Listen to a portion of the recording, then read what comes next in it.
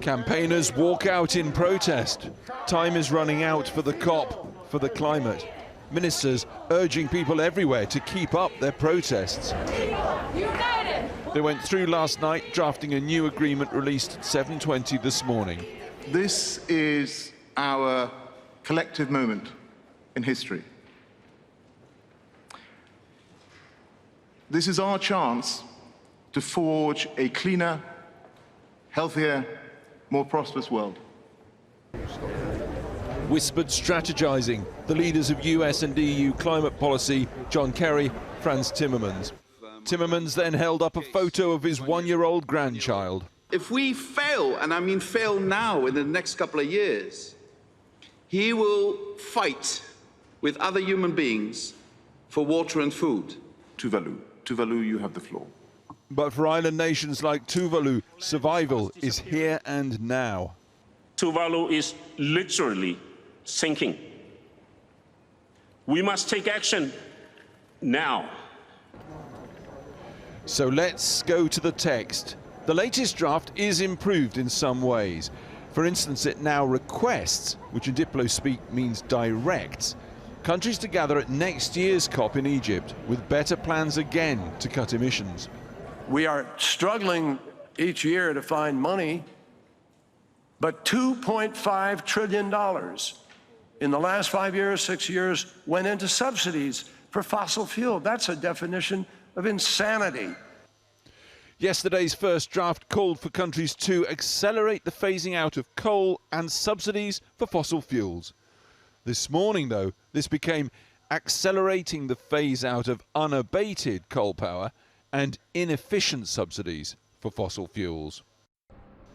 Looks a major watering down, but almost all coal power is unabated without carbon capture, so it is a breakthrough. Getting rid of inefficient fossil fuel subsidies should get rid of most, whilst allowing governments to continue fuel discounts for poor and vulnerable people. Tonight's key question: will references to ending most coal power and some oil and gas subsidies really make it to the final text? For decades, this process has totally ignored the need to phase out fossil fuel energy, and it's like we created a process to address the global pandemic and refused to ever name the virus COVID-19. The second problem, finance. For 12 years, rich countries have broken their promise to pay $100 billion a year for poor countries suffering climate degradation. When will they? How will rich, polluting economies pay for the loss and damage they cause? There's progress, but it's still not resolved. It looks to me like most of the language is tightening now, moving towards more ambition. That's great news. So it looks like the dynamic is moving towards a better agreement at the end of this. So in the round, I'm quite pleased with it. Creating carbon markets remains a problem. Rich countries have counted emissions for years. Poor ones have not. So how to bring them on stream and how to stop double counting, cheating the figures? And finally, there is, of course, transparency. Problems here. How do you ensure that countries supply all their emissions data to the relevant authorities completely and openly? Well, you might not be altogether surprised to know that some countries like Brazil, China and Saudi Arabia appear to have problems doing that. So does today's draft agreement keep the Paris goal of 1.5 alive? Emphatically not. Does it keep it in reach? Possibly. Let's see what unfolds through the night. Well, our climate reporter Simon Roach joins me now to take stock of the negotiations. What's your take on where we're at, Simon? Well, Krish, as Alex just said, the substantive talks still to go over the next little while are still on coal, cuts and cash. But next, when that final deal actually lands, the big battle is going to be over the narrative of whether any of this is actually ambitious enough. Now, two things that jumped out for me today after conversations with green groups are this: rules on carbon markets, that's carbon trading between countries on emissions cuts. Green groups say that there is a risk here with so many loopholes still open in the text that not all of them are going to be closed, and that there could end up being a kind of UN-mandated greenwashing. Japan, Brazil, the US are still watering down the proposals there. On loss and damage, this is something that's genuinely new to this COP. The UK presidency says it's great that we're even talking about rich countries paying poor countries to deal with the impacts of climate change already being suffered. At the same time, developing countries say what's on offer really isn't enough. The EU, the US are still obstructing talks there. So these are two things that are going to be controversial at the end. Right, so will there be meaningful achievements?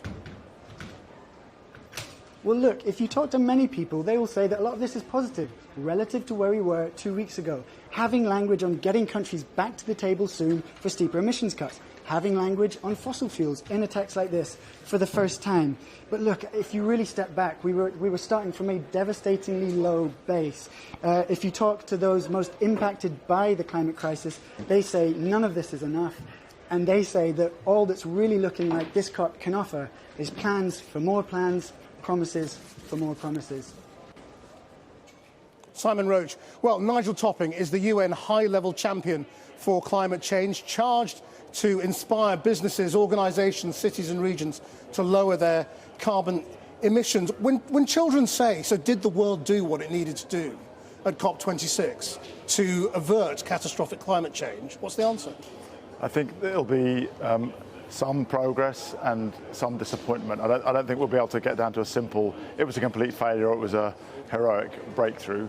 From what we see so far, there's some very significant changes in the text, some things which were unthinkable in the last COP in Madrid. For example, everyone getting behind 1.5 degrees. Remember, Paris was basically an under 2, well under 2 degrees, with best efforts to keep 1.5 alive, thanks to the cries of the small island states. So you say get behind it. They got behind the idea of it, but they haven't done what needs to be done to reach it.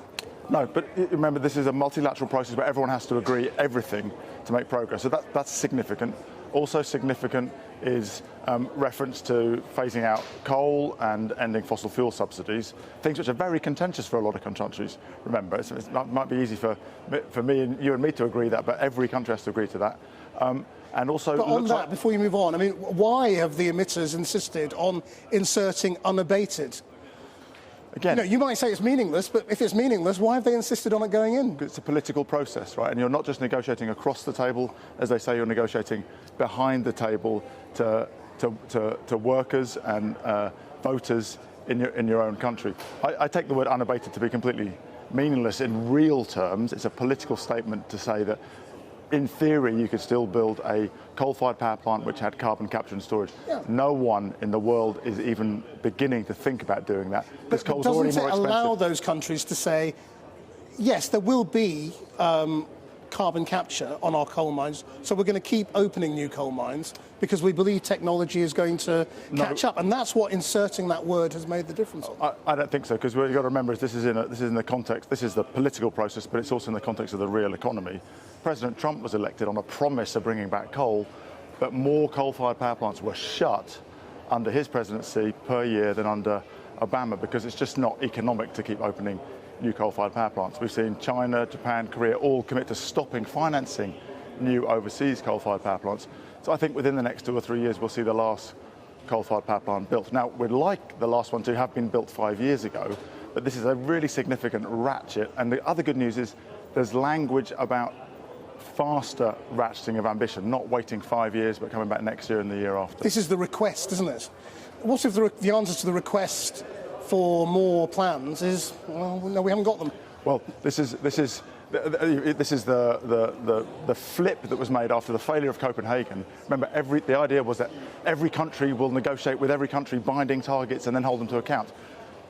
200 countries, that's nearly 40,000 combinations of negotiations.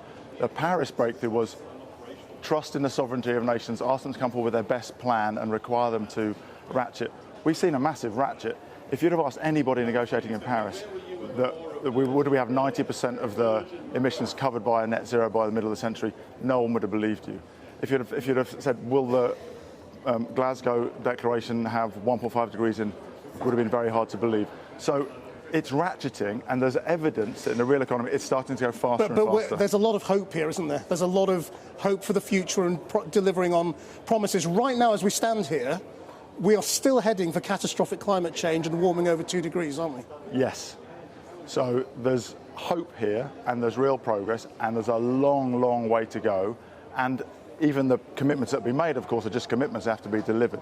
But I don't think one should dismiss there's very real progress of thousands of negotiators working through the night to try and reach consensus on what, if you follow the history of this process, is actually significant steps forward.